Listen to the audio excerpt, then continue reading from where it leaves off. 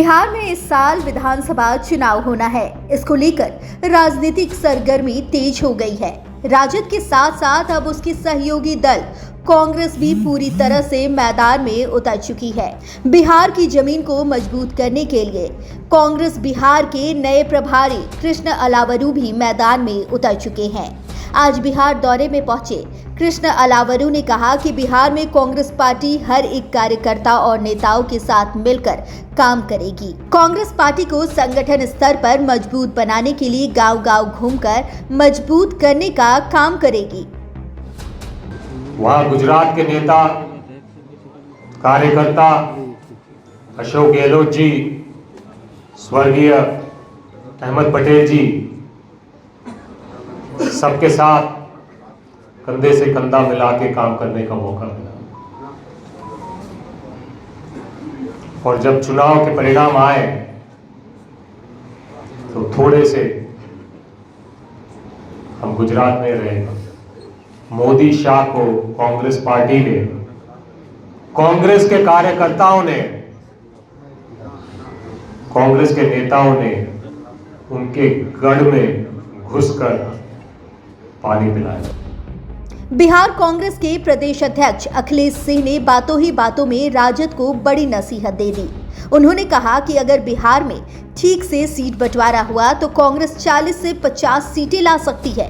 कांग्रेस के प्रदेश अध्यक्ष अखिलेश सिंह ने कहा कि पिछले विधानसभा चुनाव में कांग्रेस महज 12,000 वोटों से पिछड़ गई थी, लेकिन इस बार हम मजबूती से विधानसभा का चुनाव लड़ेंगे और 40 सीट जीत कर दिखाएंगे।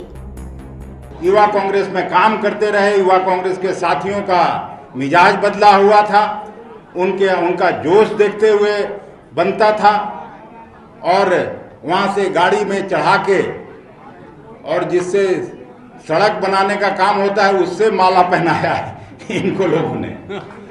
तो ये जोश और प्रदेश कांग्रेस कमेटी के बड़े नेताओं के अनुभव और दक्षता सबको साथ लेकर हम लोग चलेंगे और ये जरूर हम आपके इस स्वागत भाषण में आपको आश्वस्त करना चाहते हैं कि बिहार में कांग्रेस कर्मी अभी भी कोई ऐसा गांव और टोला नहीं है जहां कांग्रेस का परिवार नहीं रहता है।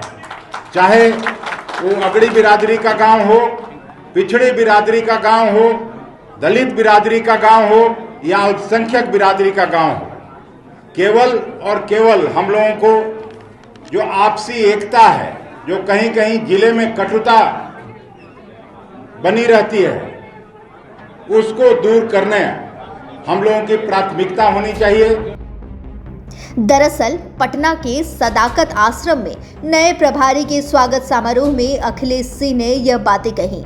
सहयोगियों से अपील करते हुए कहा कि बिहार में सही ढंग से सीटों का बंटवारा होना चाहिए।